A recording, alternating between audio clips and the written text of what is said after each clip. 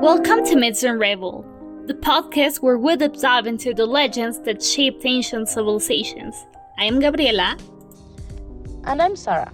Today we're heading into one of the most famous myths of all time, the Minotaur and the Labyrinth of Crete, a tale of gods, betrayal, sacrifice, and a hero who dared to face the beast.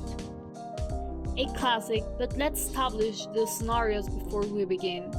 Imagine the strong island of Crete in the antiquity governed by King Minos. Minos had a unique relationship with the gods. In fact, he struck a bargain with the sea deity Poseidon. Right, to demonstrate his heavenly authority, Minos requested that Poseidon bring him a beautiful white bull. The catch? It was to be sacrificed in Poseidon's honor by him. However, Minos chose to keep the bull and sacrificed another one because he was a bit too devoted to his newfound gift. Bad idea. Poseidon was furious and punished Minos' wife, Queen Persephone, by making her fall in love with the bull. And when we use the phrase fall in love, we mean it in the most mythological way possible. Yeah, ancient myths didn't shy away from the weird stuff. Pacify, with the help of the clever inventor Daedalus, found a way to, be with the bull. And from that union came the Minotaur, a monstrous creature with the body of a man and the head of a bull. Understandably, Minos couldn't exactly let this beast run wild, so he ordered Daedalus to create an impossible to escape labyrinth beneath his place in Knossos.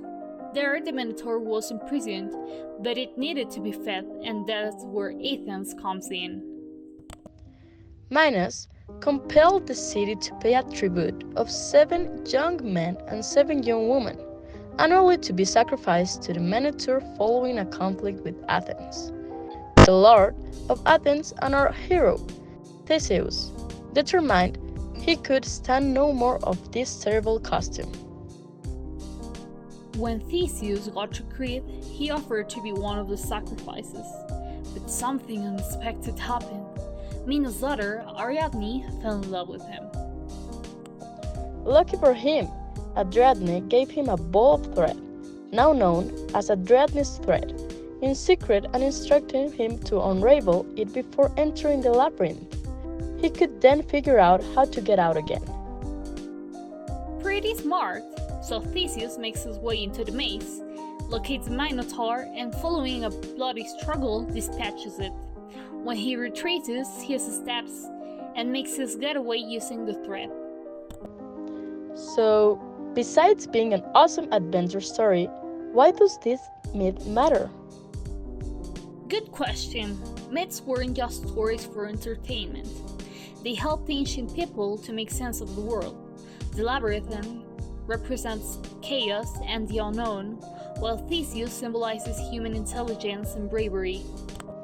Exactly, and the Minotaur is often seen as a warning, a mix of human and beast, showing what happens when we let our primal instincts take over. Not to mention, there is a historical connection. Some scholars think the myth is linked to the Minoan civilization, which actually existed in Crete.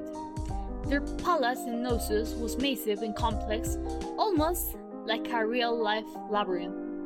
Bulls were super important in Minoan culture, so it makes sense that they became part of the myth. So, was the Minotaur just a monster? Or was he a symbol of something deeper? That's for you to decide! Thanks for joining us on Myths Unraveled. If you liked today's episode, subscribe and join us next time for another deep dive into the myths that shaped the world. Until then, keep questioning, keep exploring, and never stop unraveling the past.